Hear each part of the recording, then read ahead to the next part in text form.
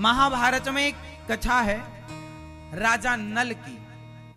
एक राजा थे नल, पत्नी का नाम था दमयंती। बहुत बढ़िया राजा थे। दमयंती बहुत सुंदर थी, इतनी सुंदर थी कि दमयंती से विवाह करने का प्रस्ताव देवराज इंद्र ने भेजा था। इंद्र उसे पसंद करता, इतनी सुंदर।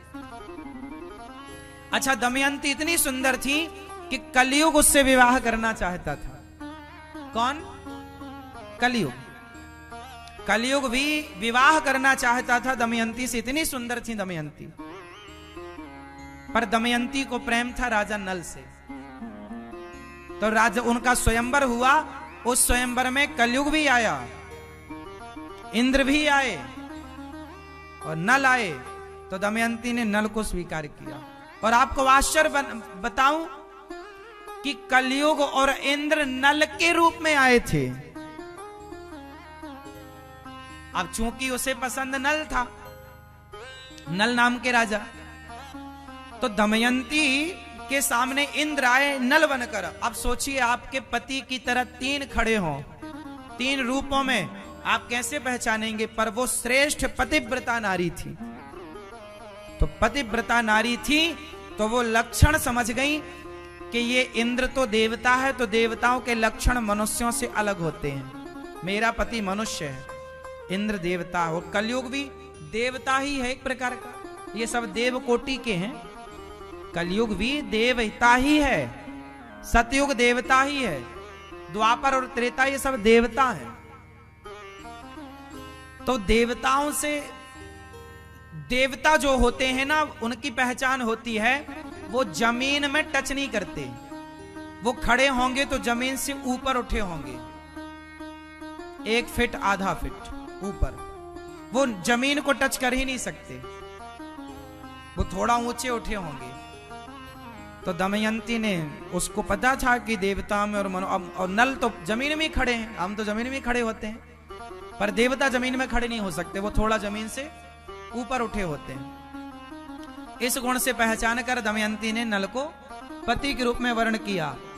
अब कलयुग पीछे पड़ गया। इंद्र तो चले गए, पर कलयुग पीछे पड़ गया कि मैं तुझे बर्बाद करके रहूंगा, तूने मुझे स्वीकार नहीं किया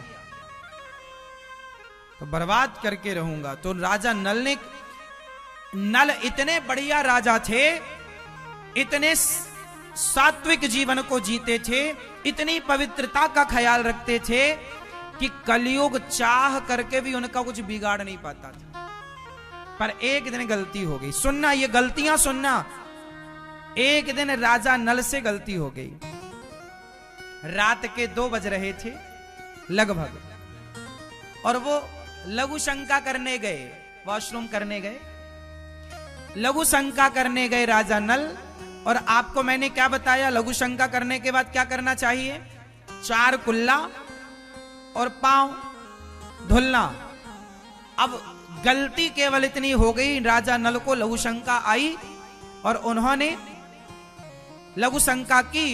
उसके बाद वो जल्दी नींद में थे तो कुल्ला नहीं किया और पांव नहीं धुला। इतने में कलयुग को मौका मिल गया कि अब तो अशुद्धि में ये सो रहे हैं, मैं इनकी बुद्धि में सवार हो जाता हूं। और बुद्धि में ऐसे बैठा कलयुग कि राजा नल सवेरे जब जागे तो वो अलग ही राजा नल थे। फिर बुद्धि में बैठ के उसने ऐसा नचाया कि फिर इन्होंने जुआ खेलना शुरू कर दिया और जुए में सारा हार गए।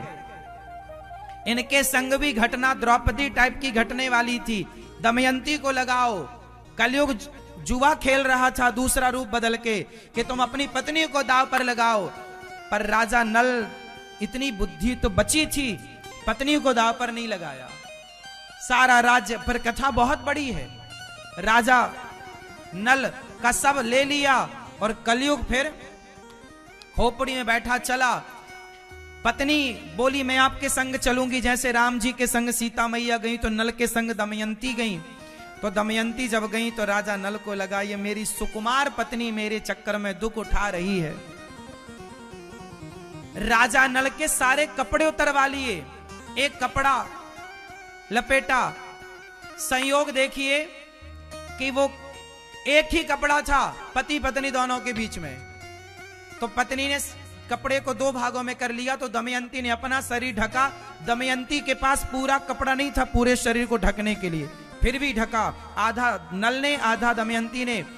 तभी नहाने के लिए राजा नल पानी में गए कपड़ा उतार कर, तो एक हंस आया और वो हंस वो कपड़ा लेके चला गया। राजा नल सामान्य भाषा में कहे निर्वस्त्र होकर के डोल रहे हैं। ये नाच, एक राजा, इतना बड़ा राजा आज नंगा घूम रहा है। किसके कारण?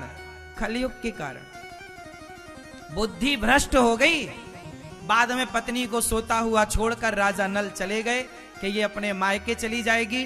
फिर दमयंती को वहां पर एक शेर झपट्टा मारा खाने के लिए। जंगल तो जंगल था, एक शेर झपट्टा मारने के लिए दमयंती को खाने। तभी वहां पर एक बहेलिया आया और उस बहेलिये ने शेर को मार दिया। पर वो बहेलिया बड़ा गलत आदमी था। उसने दमयंती को देखा, ये तो बड़ी सुंदर है। देखना महाभारत में क्या लिखा है। उस आदमी ने जो जंगल में दमयंती की रक्षा किया, तो दमयंती ने कहा कि तुम मेरे भाई हो, तुमने मेरी रक्षा की है। पर वो आदमी जो था ना, वो दमयंती को गलत तरीके से देख रहा था, गलत भाव से। दमयंती बहुत सुंदर थी, हम बता ही चुके कि इंद्र जैसे लोग लट्टू थे। तो ये बहेलिया ये आने लगा। दमयंती ने कहा खबरदार, मैं समझ गई कि तेरा भाव क्या है। देख, मैंने तुझे भाई कहा है, मैं नहीं चाहती कि तेरा नाश हो जाए। सुन, तू मुझे टच मत करना, मैं पतिव्रता नारी हूं। यदि तूने मुझे टच किया तो मैं कुछ नहीं करूंगी, तो भी तू जल के राख हो जाएगा। मेरा पातिव्रत है। सुन, मेरे पति मुझे रात को जंगल में, मेरे पति का समय बिगड़ गया है। मैं फलाने राजा की पत्नी हूं, मेरा नाम दमयंती है। मेरे पति मुझे छोड़कर ना जाने कहां चले गए। मैं उनका दुख में साथ देना चाहती हूं, पर वो मुझे दुखी ना करने के कारण मुझे छोड़कर चले गए। तू मुझे टच मत कर। मैं जान गई कि तेरा भाव गलत है मेरे प्रति, पर मैं तुझे भाई मानती हूं। तू, पर वो माना नहीं। वो बहेली, उसको लगा ये तो नाटक कर रही है बचने का। वो गया और दमयंती को गलत भाव से, दमयंती ने कुछ नहीं किया, ना श्राप दिया ना कुछ कहा, खड़ी थी चुपचाप, खड़ी थी चुपचाप।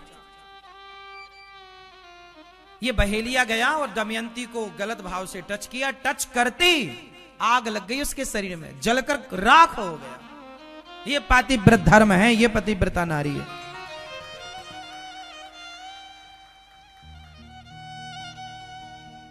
फिर वो अपने मायके चली गई। उनका पिता का राज्य पास में था, वहां चली गई। राजा नल एक राजा के यहां जाकर काम करने लगे। घोड़ा उड़ा साफ करते, घोड़े के घोड़शाला में घोड़े का साफ सफाई करना, घोड़े को नहलाना। ये बहुत बड़े राजा थे ना, पहले के राजा बहुत अच्छे सारथी हुआ करते थे, घोड़सवार हुआ करते थे। तो जो जिसके राज्य में राजा नल काम कर रहे थे, तो एक दिन अब क्या हुआ कि दमयंती की जो मां थी, उस मां को चिंता हुई कि मेरे दामाद कहां। अब दमयंती रोए दिन रात के मेरे पति कहां। सालों बीत गए।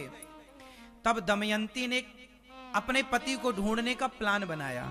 ये पूरा महाभारत में पढ़ेंगे, मजा आ जाएगा। ये कथाएं इतनी बढ़िया कथाएं हैं, अगर आप लोग व्हाट्सएप फेसबुक से निकलती ही नहीं। तो दमयंती, मैं सारे कथा बहुत लंबी है, ये मैं शॉर्ट में जो मुख्य चीज है वो आपको समझा रहा हूं। तो दमयंती के पति तो अलग हो गए ना, तो अब दमयंती ने अपने पति को ढूंढने का प्लान बनाया। क्या बनाया? तो उसने अपने पिता से कहा, दमयंती ने, पिताजी मुझे 4 गुप्तचर दीजिए। गुप्तचर दिए गए। और देखो, दमयंती ना रानी थी, और पहले की रानियां ना बहुत स्ट्रांग होती थी,